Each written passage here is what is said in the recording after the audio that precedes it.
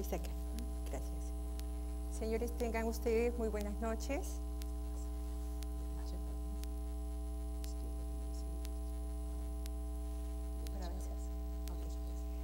Tengan ustedes muy buenas noches. A nombre del Superintendente Nacional, quiero expresar nuestro saludo y agradecimiento al Colegio de Ingenieros, al presidente del capítulo, por invitarnos a participar en un evento de singular importancia para todos aquellos profesionales que estamos comprometidos con el quehacer catastral. En nuestro caso, nosotros vamos a exponer el tema del catastro de los registros públicos. Muchas veces se tiende a confundir el catastro que realizan los municipios o las entidades generadoras de catastro con el catastro de SUNAR, de los registros públicos. Es lo que nosotros quisiéramos aclarar en este momento. Ustedes saben que la inscripción en el Perú no es obligatoria. Sin embargo, para alcanzar la mayor seguridad jurídica, el predio debería estar inscrito. Y la misión institucional del registro es brindar precisamente la seguridad jurídica. ¿No? ¿Y cuál es la función del área de catastro? Es coadyuvar a cumplir esa misión institucional. Es demostrar gráficamente quién es el dueño y sobre de qué espacio se es dueño. ¿Y cómo lo logramos esto? A través de una base gráfica en la que se demuestren los ámbitos que están inscritos. Entonces, vamos a resumir qué es el catastro para SUNAR. Es un inventario de predios registrados que está compuesto por información gráfica, que son los perímetros de los ámbitos que están inscritos, y la información alfanumérica, que son todos los atributos no referidos a esos derechos registrados. Y esta información está vinculada a través de un sistema de información geográfica.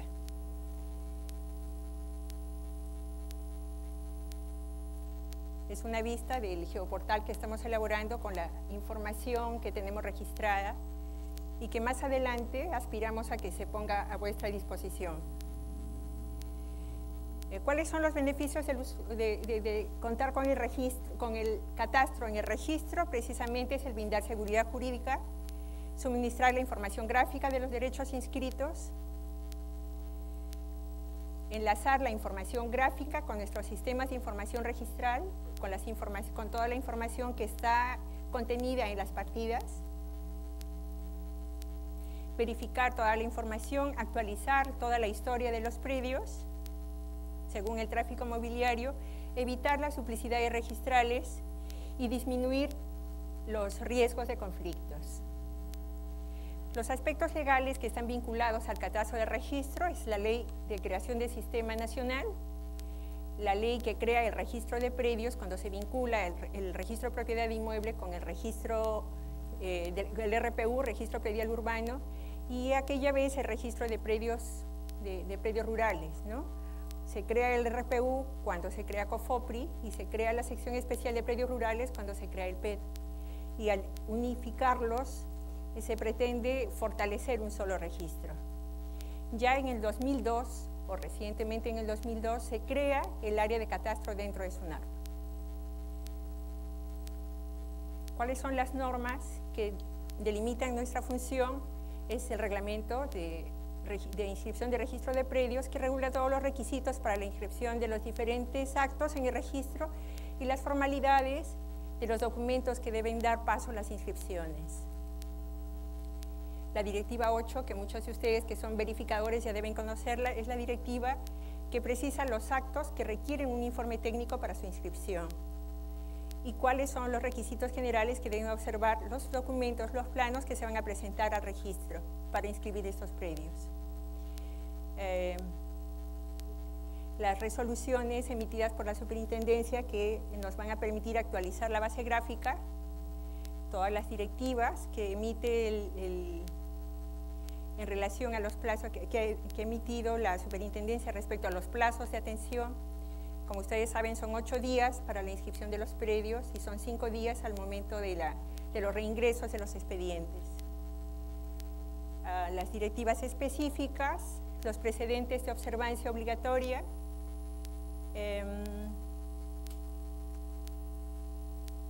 la ley que ya ha mencionado antes, la Ley del Sistema Nacional de Catastro, respecto a la cual ya informó antes, ya les habló antes el arquitecto Albújar, y todas las directivas y resoluciones que están emitidas en torno al Sistema Nacional de Catastro.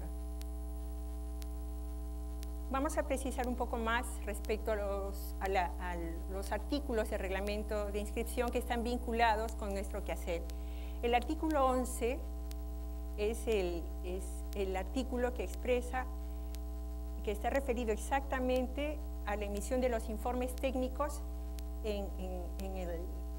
a los informes técnicos que se deben emitir en el área de catastro para que se acceda al registro. ¿Qué precisa el artículo número 11? Todos los aspectos técnicos a los que tiene que referirse el informe, debemos precisar si existe o no si existe o no un antecedente registral para evitar las superposiciones y respecto a todos los aspectos técnicos o a la conformidad de los planos, a conformidad de los aspectos geométricos de los planos. Y otros aspectos que hay que mencionar respecto a los aspectos administrativos que están referidos al ámbito que se pretende inscribir. Podrían ser la existencia o no de fajas marginales, existencia de vías, líneas de alta marea, etc. Y toda esta información debe estar referida a la información gráfica, a la base gráfica con que cuenta el área de catastro actualizada a la emisión del informe, a la fecha de emisión del informe técnico. El artículo 11 también versa sobre el carácter vinculante del informe técnico para el registrador. Precisa exactamente que el registrador no va a tomar en cuenta aspectos contenidos en el informe técnico que no sean vinculantes, ¿no? Y se menciona también en el artículo 11 la actualización de la base gráfica. Dice que una vez que se haya inscrito el predio, el registrador tiene la obligación de comunicar al área de catastro que se ha inscrito para que ésta actualice la base gráfica. O sea, somos responsables de la actualización de la base gráfica, no solamente los técnicos, sino también los registradores. La resolución que mencionamos allí está emitida el año pasado, ya norma algún procedimiento específico para la actualización de los predios que se inmatriculan.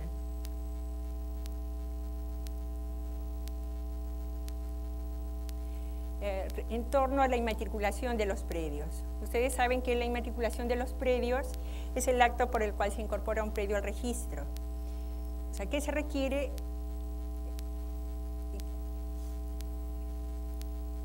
Al momento de para emitir un informe técnico, el expediente tiene que adjuntar un plano que cumpla características que están determinadas ya en el artículo 20 del reglamento de inscripción o en la directiva número 8. ¿Qué es lo que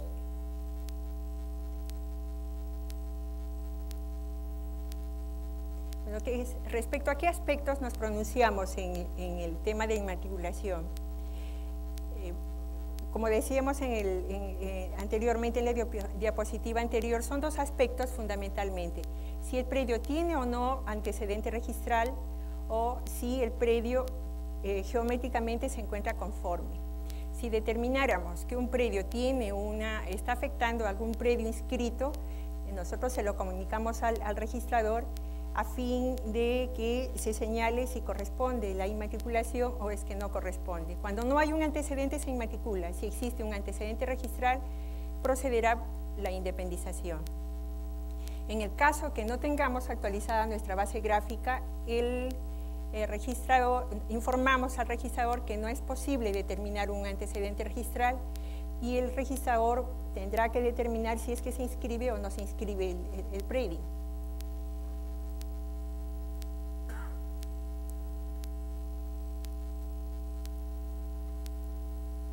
El artículo 20 precisa los aspectos que deben cumplir los planos, tanto en ámbito urbano como en ámbito rural, ya sea en zona catastrada o en zona no catastrada. En el caso de los predios urbanos en zonas catastradas, los requisitos están precisados en el Decreto Supremo 289, que aún está vigente, en el que se precisa que para inmatricular un predio se debe presentar una copia del plano catastral emitido por la oficina municipal correspondiente, señalar el código catastral y señalar tanto áreas del terreno, áreas construidas expresadas en metros cuadrados. Pero ¿qué pasa si no tenemos zonas catastradas? En el caso que el predio se encuentra en una zona no catastrada, se presenta un plano de ubicación firmado por un verificador competente, un certificado negativo de catastro emitido por la municipalidad y, de acuerdo a lo que norma la directiva número 8, es señalar la distancia a una esquina relativamente más cercana del predio.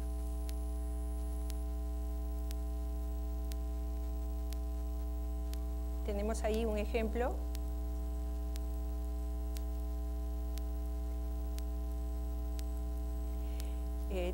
Les decía que en el artículo 20 se norman no solamente los requisitos para la inscripción de predios urbanos, sino también para los predios rurales. En el caso de los predios rurales en zonas catastradas, se presentará el certificado de información catastral, que ya está a lo que se refiere el decreto legislativo 1089 de predios rurales, y en zonas no catastradas, un plano perimétrico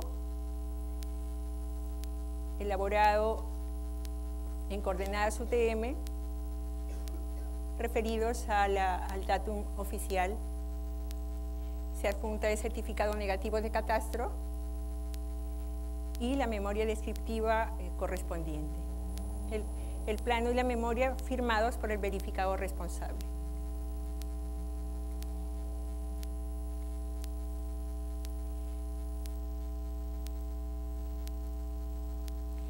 En el caso de independizaciones, se requiere no solamente la presentación del plano, del ámbito que se va a independizar, sino también está establecido que se requiere la presentación del plano del área remanente cuando se pueda determinar. Sin embargo, si es que no existe un plano en el título archivado del área matriz, no es exigible la presentación del plano de área remanente. Eso es lo que dice la quinta disposición complementaria. La directiva número 8 es la que precisa los actos respecto a los cuales el área de catastro debe pronunciarse. Son las inmatriculaciones, las acumulaciones, las independizaciones de predios no lotizados, las lotizaciones no aprobadas mediante resolución municipal, rectificación o modificación de áreas, linderos y medidas perimétricas de predios respecto a su matriz, y las solicitudes de búsqueda catastral.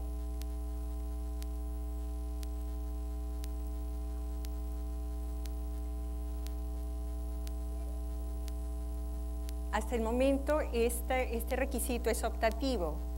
Cuando los planos han sido elaborados en AutoCAD, el usuario podrá presentar los planos en archivo digital a fin de facilitar al área técnica la evaluación del expediente.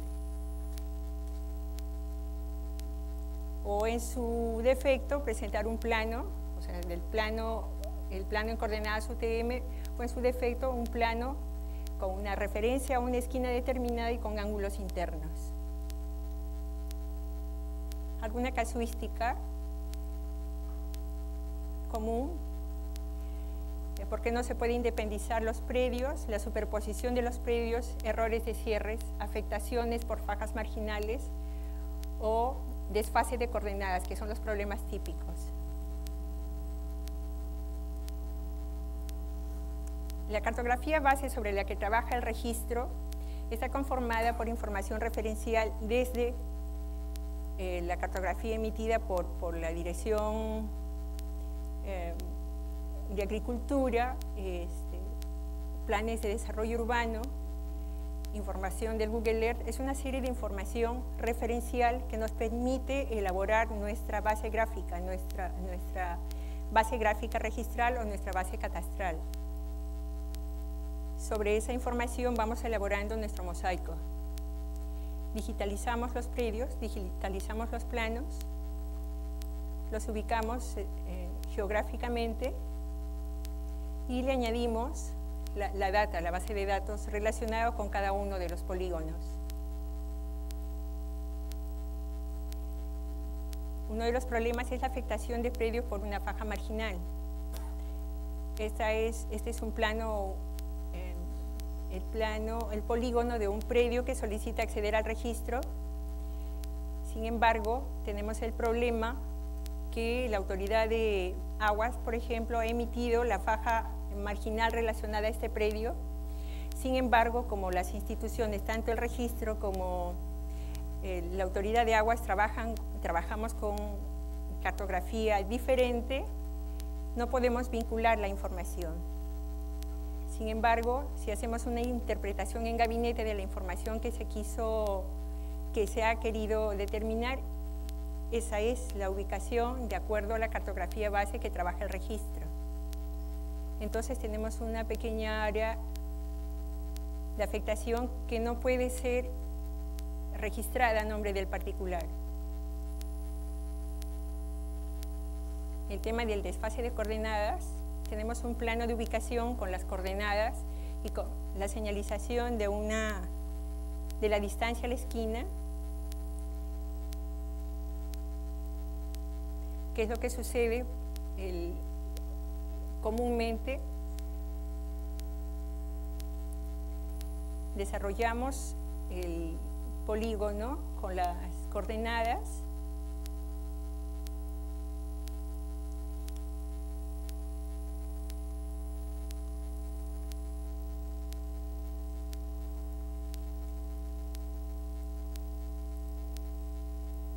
y en la base gráfica lo ubicamos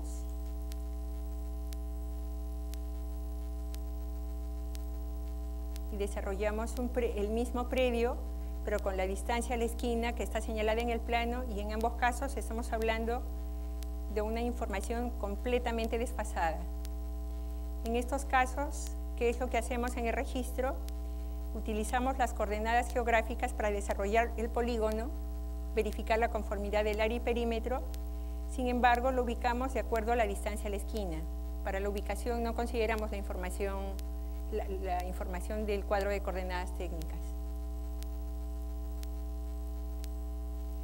El error de cierre de polígono, cuando tenemos información como esta, aparentemente es ortogonal el predio,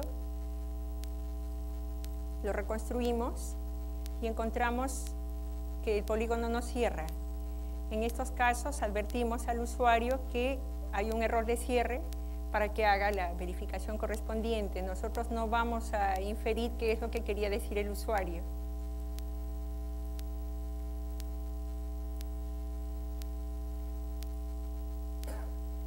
Las afectaciones gráficas, por ejemplo, este es un predio inscrito.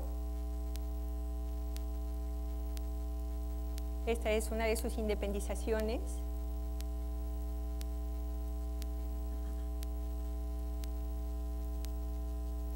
Si revisamos la información, existe una afectación. Esa es la matriz, ese es el predio que se pretende independizar. Sin embargo, nosotros no podemos inferir qué es lo que el usuario quiere hacer. Advertimos la afectación para que o se haga una rectificación, a un saneamiento catastral, registral, o lo que corresponda.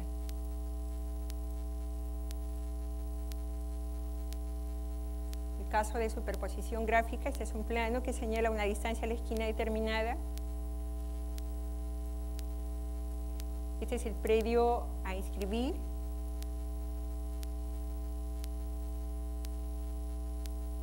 Respecto al predio inscrito.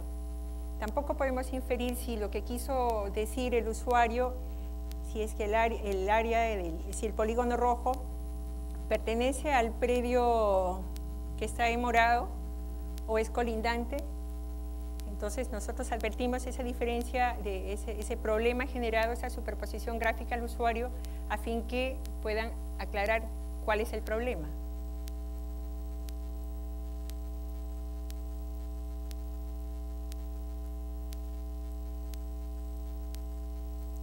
trata de un predio rural.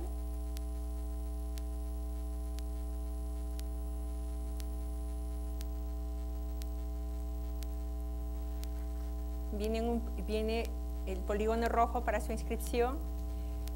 No sabemos si es un predio que debe independizarse o es un predio colindante.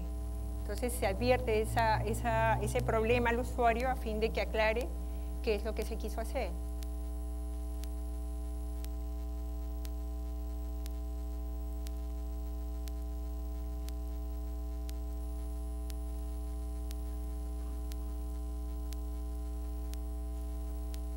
Ya conocen ustedes el procedimiento de saneamiento registral catastral que va a permitir resolver esos problemas que hemos enunciado hace un momento.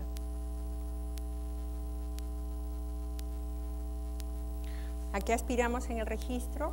A completar automatizar toda la información catastral que tenemos en todos los planos que tenemos en nuestros títulos archivados. Aspiramos a que las municipalidades, así como Miraflores y San Isidro, puedan terminar su catastro para tener una sola cartografía en esa zona que nos permita cumplir con nuestra misión. Y aquí aspiramos que cuando tengamos nuestra información desarrollada la pongamos a su disposición cuando se hayan establecido los estándares de intercambio, los estándares y la política de intercambio de información.